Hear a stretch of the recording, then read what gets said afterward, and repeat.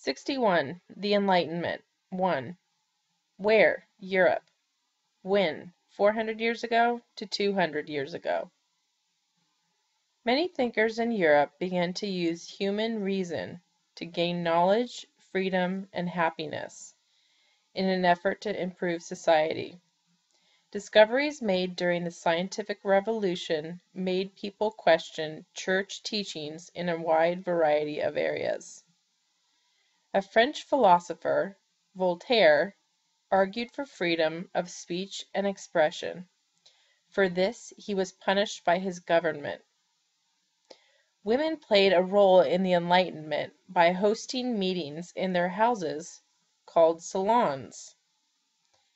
Adam Smith developed the idea that the best way to run an economy was to give people the maximum amount of freedom possible. This led to the move from mercantilism to capitalism. 62. The Enlightenment. 2.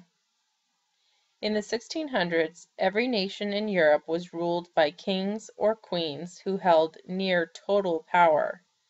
Societies were divided between those with a lot of wealth and power and those who had very little. Some monarchs wanted to use Enlightenment ideas to improve their nations. These kings and queens were called Enlightened Despots. Other writers like John Locke, Montesquieu, and Rousseau began to develop ideas about democracy. Locke argued that people had natural rights to life, liberty, and property.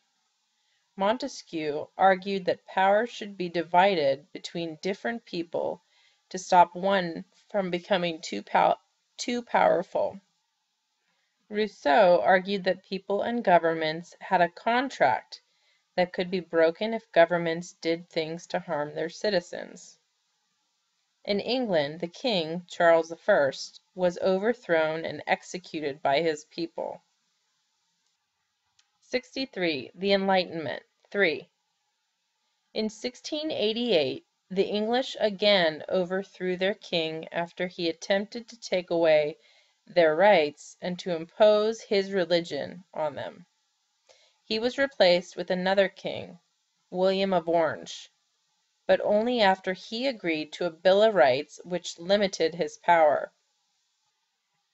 In France, the country was ruled by King Louis or Louis XVI. The king had absolute power and ruled over a society divided into 3 classes or estates. The first estate was made up of the clergy, or priests. They paid no taxes and owned a large amount of land, which made them very wealthy. The second estate was made up of the nobility. They paid few or no taxes and also enjoyed many privileges. They also controlled the army, government, and courts. The vast majority of people, which means most of them, belonged to the third estate. They paid heavy taxes, had to do forced work for the government, and had no say in their government. During the 1780s, France was suffering from a period of famine and economic crisis. The country was in a lot of debt, however, the king and his queen continued to spend large amounts of money on palaces, parties, and clothes. 64. The Enlightenment. 4. The king needed to raise money, and to do so he called a meeting of the 3 estates. Members of the third estate demanded a real say in decisions. Eventually they split away and formed their own group called the National Assembly. The group demanded that the king accept a constitution limiting his power. Louis XVI refused these demands. An angry mob then stormed a prison called the Bastille and began the French Revolution. Louis XVI was eventually executed by guillotine along with his wife and thousands of other people. The National Assembly wrote a constitution called A Declaration of the Rights of Man and of the Citizen. This guaranteed freedom of speech, press, and religion.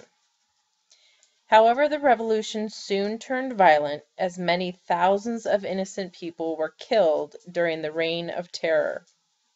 The terror only ended when the leader of the French government, Maximilien Robespierre, was himself executed. For the next 100 years, France struggled to establish a stable government as it changed between monarchy, republic, empire, and democracy.